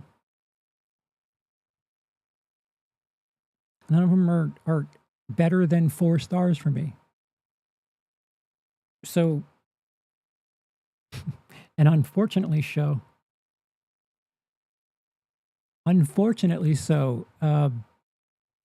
that includes some stuff for 31 and 31.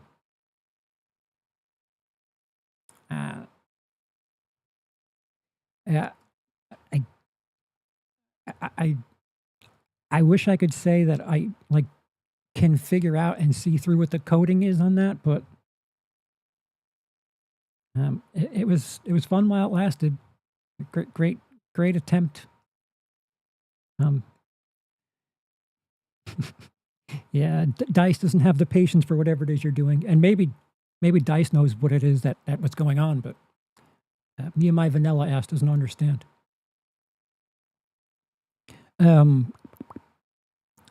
So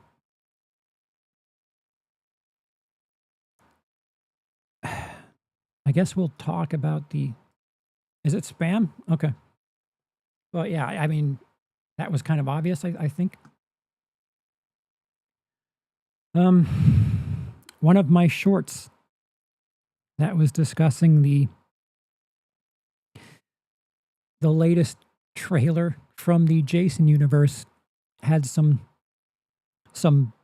bite back, some people trying to Jason-splain me things like, no, you just don't get it. And I don't know. No, I get it. I get that there's a new movie and a television series coming out, but I still think that the idea of a 15-minute short that's also a tie-in for an alcoholic beverage is kind of, I don't know, cringe. Like, they've had licensing already, and that appears to be what, Victor Miller, they went to court for quite a long time. Cash in on that, sure. But I'm not going to get all fired up because you announced that, oh, we're on fucking hard cider cans now. Like, good for you. Awesome. Like, obviously, I'm here for like there. When it comes to merch and shit, I get that paper, and if there's something that I enjoy, if I have money, I'll be all over it. But anything that isn't Crystal Lake related, I am the opposite of excited for.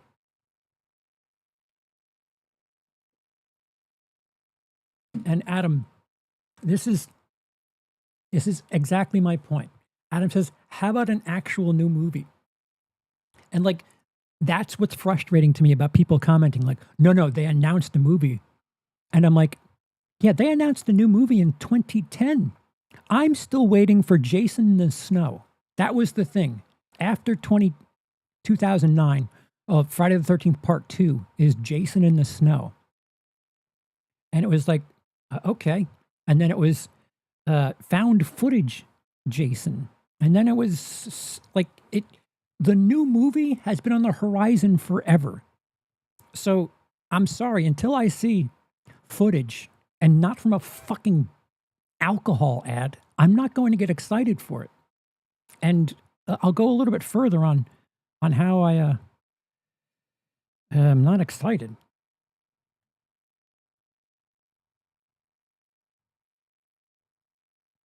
Oh, I'm going to have to do this.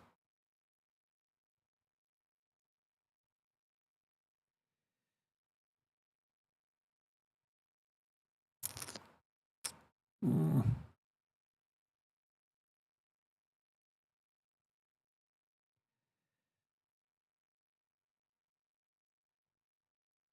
Okay, so this is the JASON Universe page.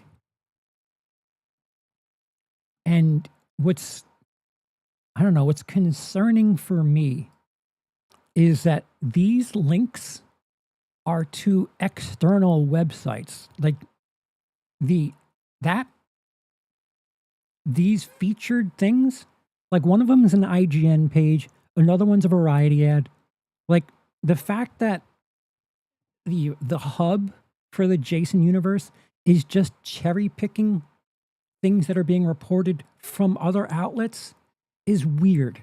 That makes me think that they have a publicist that's explicitly sharing something to someone else or leaking something to someone else so that they can pull it and have it be something that they're, oh, look, we're being talked about here. It's weird. It's very try-hard.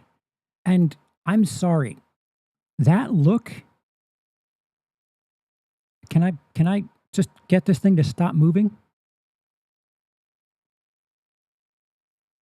An issue with that is, so they're linking to an IGN ad that uses the phrase Friday the 13th. Yeah, JASON Universe coming to Halloween Horror Nights. Oh, costumes. That is piss awful. That design. There, Friday the 13th series, Crystal Lake cast Linda Cardellini as Pam Voorhees. I don't think the JASON universe, I don't think they can use the term Friday the 13th. There's a reason they're calling it JASON universe. And with the I in universe being the 1 and the E in universe be 3. I don't think they can, I mean, unless they've made amends and are shaking hands on titling and things, I don't think the people who own JASON can use Friday the 13th. Just like I think the people that have the title Friday the 13th, I believe that's Sean Cunningham, cannot use the Voorheeses. So, I mean, all you need to do is watch all the old documentaries where Sean Cunningham, foolishly so, said, I have a title. I just need something to rip off of Halloween. And at this point, that's all he's got, is the title. But these people might be in trouble now from linking this, because this is the JASON Universe page, and I don't know if it's an outward link. I guess they might be all right, because God knows if I'm referencing something from this, I'm going to say, Friday the 13th. So I guess they might be okay in that instance. But so the JASON Universe teaser is scored by Harry Manfredini.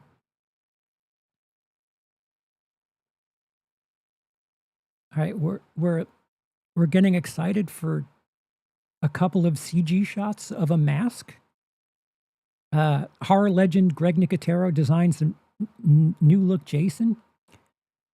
That is the worst looking JASON I've seen. And I hate being that's just a mask.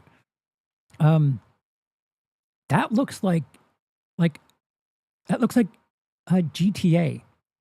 Like when you have to, they have to make something that gives you the idea that it's JASON-like, but they can't use the exact likeness. That's what that looks like to me.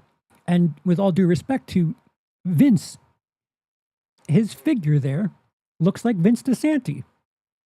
It looks very Vince DeSanti in Never Hike Alone. Like that outfit looks very I only have a couple of $1,000. Let me not focus too hard on elements of his outfit. Like, it just looks like, and it's funny that Greg Nicotero designed it, because the outfit looks like something right out of Walking Dead. Browns, tans, like it's tree camouflage. It's not appealing at all to me. And all right, so this is the Jason Universe page. They're all outward links. Universal, Halloween Horror Nights. Okay, so you're gonna have Jason costumes at Halloween Horror Nights. That's not that big a deal. They've been having shit. Freddy has been there. Michael Myers is like, yeah, like your big announcement on your main page is the fact that Halloween Horror Nights, something that you need to go there to experience. You're fired up about amusement parks, about your costume being an amusement park, having a 15-minute short that is also a cross promotion with an alcoholic beverage that, I'm sorry, with all due respect, looks like a fan film. I would Never Hike Alone looks better than Sweet, whatever the fuck, Sweet Revenge. Again, I'm just going on like the 45 seconds that we've been shown. Something that helps or hurts is the fact that I really don't like the look. It just looks so less than mid. It just looks like a copycat thing, and it looks like a placeholder of sorts. I don't know. Like, I'm almost of the mind to do something new. Forget the hockey mask. Do something new. Who knows? Maybe they will with Crystal Lake. They'll have something where Jason has a new thing that, like, we could adopt new toys. You could listen, if you can't make the old mask for some ridiculous reason, make a new thing. Because that ain't it. Like, I just, none of it is working for me. And like, the more shit that they pump out, the more I'm like, you're kind of scaring me. Like, I think you guys need to go away. Listen, they fought long and hard in court for, financial reasons, and it makes sense why they're gonna whore out their licensing, but don't try to get me fired up for costumes at an amusement park and beer cans, which also has a 15-minute short associated with it. Like, it's been 16 years since we've had a Friday the 13th movie. I'm not going to fall over myself for this fucking stranger's uniform, a really kind of, spirit Halloween looking mask, and what was the other one? Greg Nicotero. I don't know what the fuck happened. And here's the only thing that I'm like excited about: Linda Cardellini as Pamela, and the trailer for the logo is scored by Harry Manfredini.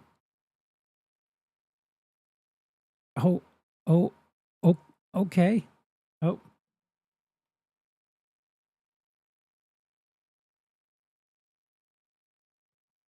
Sean says, the big three, Halloween Nightmare and Friday the 13th, I think it's time fans just move on from the franchise. They are all 40 years plus, and you can't really do anything anymore with any of them. Halloween says quite the opposite. If they're making money, they're going to make them. I kind of agree with you. There's a part of me, well, not kind of, like, if this is what we're trying to get Friday fans excited for, just tuck it away. It's time. You had a good run. Just sell your licensing and do all that shit.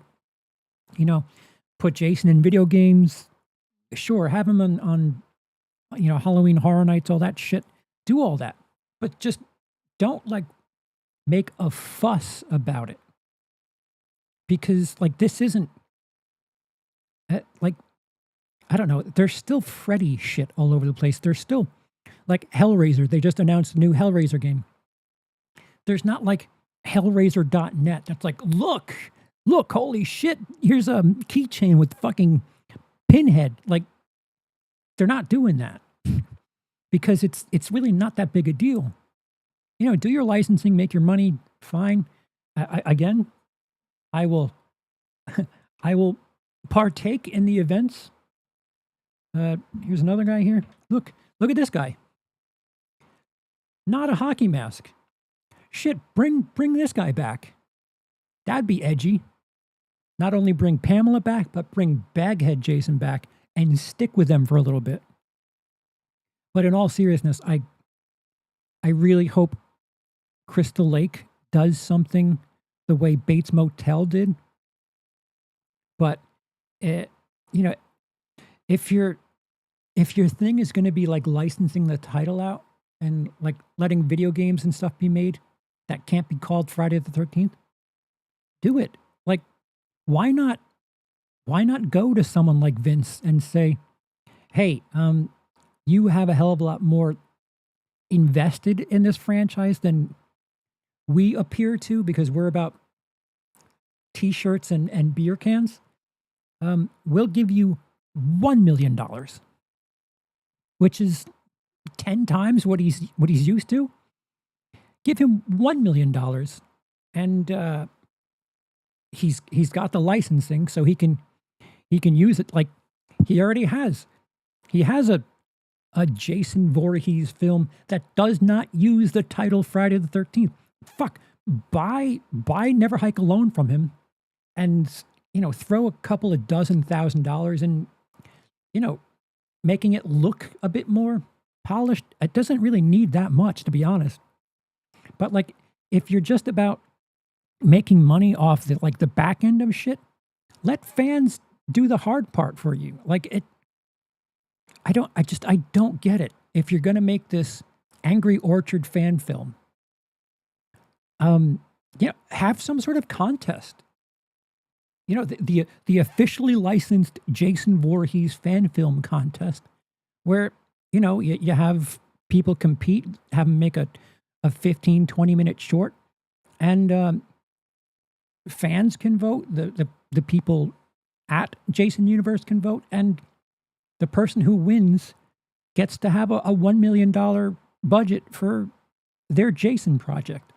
This way, you don't have to worry about doing any of the work. It's good publicity, and you get to see some sort of buzz. And on the internet, people competing and trying to vie for their spot. That creates buzz too. Like, you have this buzz that you don't have to like manufacture.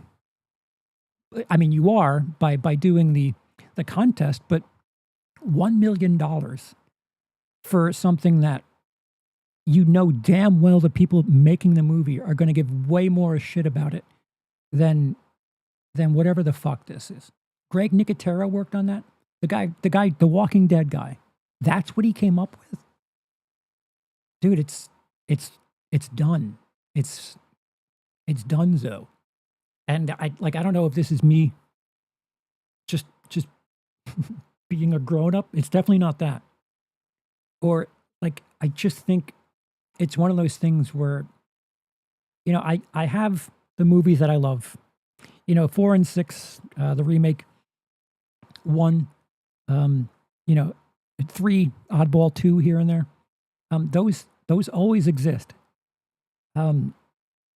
If the future of the Jason property is what we're looking at, I don't know.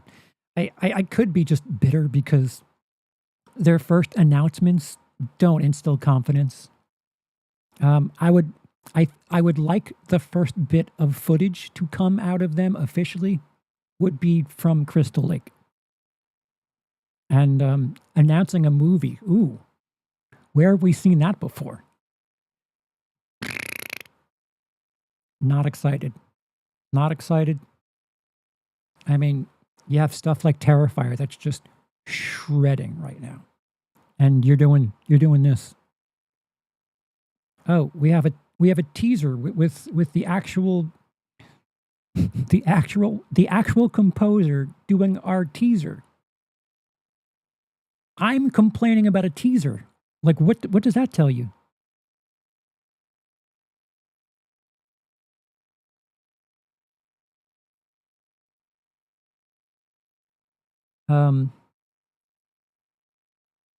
I agree from a financial point of view, it makes sense to keep the franchises going, but from a quality point of view, the new Halloween trilogy was terrible. So I rest my case on that. Yeah, $150 million for 2018 is more than enough for them.